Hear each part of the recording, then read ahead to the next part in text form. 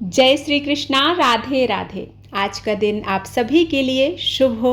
भगवान श्री हरि विष्णु की कृपा आप सभी पर सदा सर्वदा बनी रहे। आज की वीडियो में आप सुनेंगे पुरुषोत्तम मास महात्म्य के 14वें अध्याय की कथा। अध्याय प्रारंभ करने से पहले आपसे एक रिक्वेस्ट है कि अभी तक आपने यदि पिछले अध्यायों को नहीं सुना है तो कृपया चैनल पर जाकर उन अध्यायों को एक बार जरूर सुनिएगा। आइए अब सुनते हैं पुरुषोत्तम मास महात्म्य की कथा। श्री नारायण जी बोले, इसके बाद चिंता से आतुर राजा दृढ़धनवा के घर वाल्मीकि मुनि आए। उन्होंने परम अद्भुत तथा सुंदर रामचंद्र जी का चरित्र वर्णन किया। राजा दृढ़धनवा ने दूर से ही वाल्मीकि मुनि को आते हुए देखकर घबराहट के साथ जल्दी से उठकर भक्ति युक्त हो उनके चरणों में दंडवत प्रणाम किया।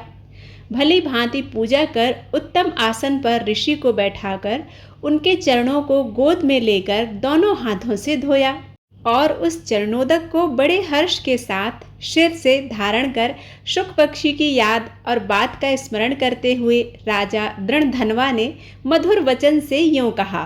राजा दृढ़धनवा बोले, हे भगवन, इस समय मैं कृतकृत्य हूँ, भाग्यवान हूँ, मेरा जन्म सफल हुआ। हे प्रभु, आज मेरा मनोरथ पूर्ण हुआ।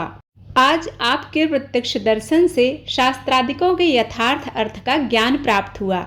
हे जगत के पावन करने वालों के पावन करने वाले, आज मैं अपने भाग्य का क्या वर्णन करूं। श्री नारायण जी बोले, इस तरह वाल्मीकि मुनि को कहकर वह राजा मौन हो गए। बाद में वाल्मीकि मुनि ने उस राजा को विनययुक्त देखकर बड़ी प्रसन्नता पूर्वक जनता को आनंदित करते हुए बोला। वाल्मीकि मुनि बोले, हे नृपश्रेष्ठ, ठीक है, तुम में उक्त प्रकार की सब बातों का होना संभव है। हे राजन, तुम चिंता से आतुर क्यों हो? सो सब मन की बातें कहो। ऐसा मालूम पड़ता है कि तुम्हारी कुछ इच्छा कहने की है, इसलिए हे महामते, उसे आप अवश्य कहें। राजा दृढ़धनवा बोले, आपके चरण कमल की कृपा से हमेशा सुख है, परंतु हे विद्वान, हमारे हृदय में एक बड़ा संदेह है। वन में होने वाले शुक पक्षी के मुख से निकले हुए बाण के समान उस वचन को दूर कैसे करें। किसी समय मैं शिकार खेलने के लिए गहन वन में निकल गया। वहां भ्रमण करता हुआ एक तालाब देखा, उसका जल पिया। बाद में थकावट दूर करने के लिए एक बड़े बट वृक्ष के नीचे बैठ गया। अत्यंत घनी तथा सुंदर छाया वाले और मन तथा नेत्र को आनंद देने वाले उस वृक्ष पर बैठे हुए सुंदर शुक पक्षी को देखा। जब उस शुक पक्षी पर हमारी दृष्टि गई तब उसने हमारे सम्मुख होकर एक श्लोक पढ़ा कि इस पृथ्वी पर विद्यमान अतुल सुख को देखकर तू तत्व का चिंतन नहीं करता है तो इस संसार के पार कैसे जाएगा। मैं इस प्रकार शुक पक्षी के वचन को सुनकर विस्मित हो गया। हे ब्राह्मण, मैं नहीं जानता कि शुक पक्षी ने क्या कहा। इस हमारे हृदय के संदेह को आप दूर करने के योग्य हैं। हमारा राज्य सुख तथा सुंदर 4 पुत्र हैं, सुंदर पतिव्रता स्त्री, हाथी घोड़ा रथ सेना है।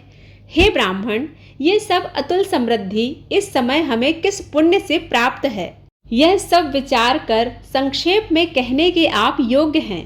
राजा दृढ़धनवा के वचन को वाल्मीकि मुनि सुनकर प्राणायाम कर एक मुहूर्त तक ध्यान में मग्न हो हाथ में रखे हुए आंवला के फल के समान विश्व संसार के भूत भविष्यत और जो वर्तमान विषय हैं उनको हृदय में समाधि के बल से जानकर और निश्चय कर राजा से बोले। वाल्मीकि मुनि बोले, हे राजाओं में श्रेष्ठ, अपने पूर्व जन्म का चरित्र तुम सुनो। हे राजेंद्र, पूर्व काल में आप द्रविड़ देश में ताम्रपर्णी नदी के किनारे वास करने वाले सुदेव नामक ब्राह्मण थे।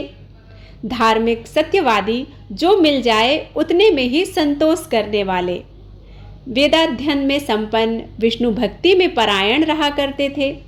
आपने अग्निहोत्र आदि यज्ञों के द्वारा भगवान हरि को प्रसन्न किया। इस प्रकार रहते हुए तुम्हारी गुणवती स्त्री थी।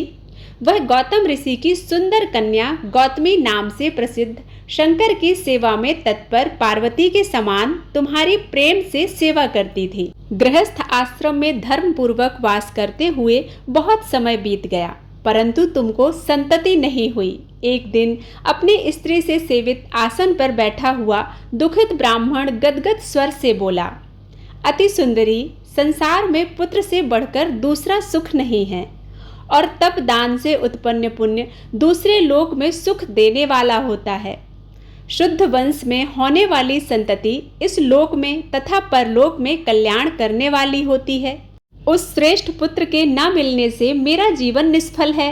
ना तो मैंने पुत्र को प्यार किया, ना ही वेद पढ़ने के लिए सोने से जगाया, ना तो उसका विवाह किया, इसलिए मेरा जन्म व्यर्थ में चला गया। मेरी अभी इसी वक्त मृत्यु हो जाए, मुझे लंबी आयु प्राप्त नहीं करना है। इस प्रकार अपने प्रिय पति के वचन सुनकर स्त्री गौतमी अत्यधिक उदास हो गईं।